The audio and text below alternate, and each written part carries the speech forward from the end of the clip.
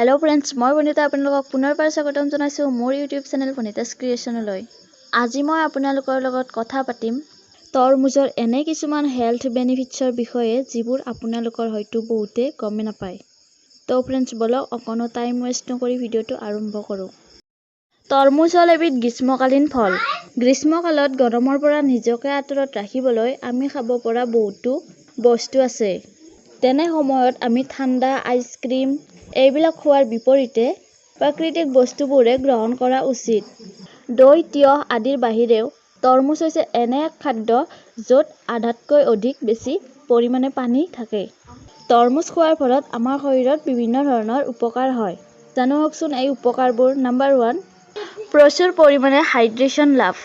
গ্ৰীষ্মকালত আটাইতকৈ ডাঙৰ সমস্যাটো হ'ল হাইড্ৰেশ্যন, অৰ্থাৎ শৰীৰত পানীৰ অভাৱ। তৰমুজে এই সমস্যাটোৰ মোকাবিলা কৰাত যথেষ্ট পৰিমাণে সহায় কৰে। তৰমুজত 92% তৰল পদাৰ্থ থাকে যিয়ে শৰীৰক পৰ্যাপ্ত হাইড্ৰেশ্যন দিয়ে। নম্বৰ 2, পুষ্টিৰে সমৃদ্ধ তৰমুজ। তৰমুজৰ কেৱল ৰঙা অংশই নহয়, বগা অংশটো স্বাস্থ্যৰ বাবে উপকাৰী। তৰমুজৰ বগা অংশ অৰ্থাৎ ইয়াৰ বাকলিয়ে আপোনাক বহুতো ৰোগৰ পৰা সুৰক্ষিত কৰি ৰাখিব পাৰে। তৰমুজৰ বাকলিত magnesium, potassium, carbohydrate, vitamin C, vitamin A আৰু জিংক যথেষ্ট পৰিমাণে পোৱা যায়। ই আমাৰ স্বাস্থ্যৰ বাবে বহুত উপকাৰী। নম্বৰ 3, যিবিলাক লোকৰ কিডনীত পাথৰ আছে তেওঁলোকে যথেষ্ট পৰিমাণে তৰমুজ খোৱা উচিত। তৰমুজত পানী বেছি থাকে আৰু কিডনীক সুস্থ কৰাত সহায় কৰে। ভিটামিন চি, ভিটামিন এ সমৃদ্ধ তৰমুজে ৰোগ প্ৰতিৰোধ প্ৰণালী শক্তিশালী কৰে। তৰমুজ চকুৰ বাবেও অতি উপকাৰী। নম্বৰ 4, তৰমুজে ওজন হ্ৰাস কৰাতো সহায় কৰে। তৰমুজত প্ৰচুৰ পৰিমাণে পানী আৰু ফাইবাৰ থাকে, যাৰ ফলত ই পেট ভৰাই ৰাখে আৰু এনেদৰে আহাৰ নিয়ন্ত্ৰিত কৰি ওজন হ্ৰাস কৰিব পাৰি। নম্বৰ 5, তৰমুজে হিট ষ্ট্ৰোকৰ পৰা ৰক্ষা কৰে।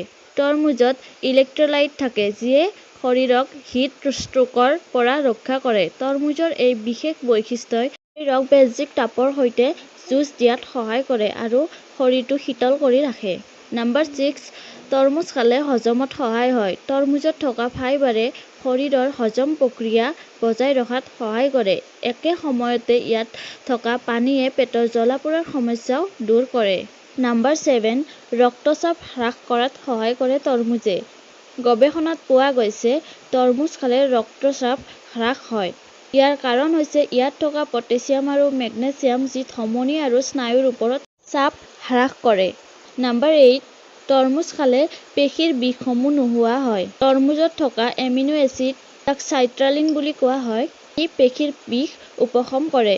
সেইকাৰণে বহুতো ডায়েবেটিচিয়ানে ব্যায়াম কৰাৰ পিছত তৰমুজৰ ৰস খোৱাৰ পৰামৰ্শ দিয়ে। ফ্ৰেণ্ডছ, আপোনালোকে তৰমুজ খোৱাৰ লগতে কিছুমান সাৱধানতাও অৱলম্বন কৰা উচিত।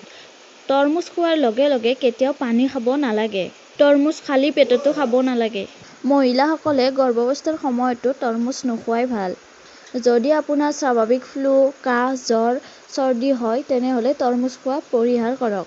ফ্ৰেণ্ডছ, আজিৰ ভিডিঅ'টো এইখিনিয়ে। যদি ভিডিঅ'টো ভাল পালে লাইক কৰিব, কমেণ্ট কৰিব, শ্বেয়াৰ কৰিব আৰু মোৰ চেনেলটো ছাবস্ক্ৰাইব কৰিব। ধন্যবাদ।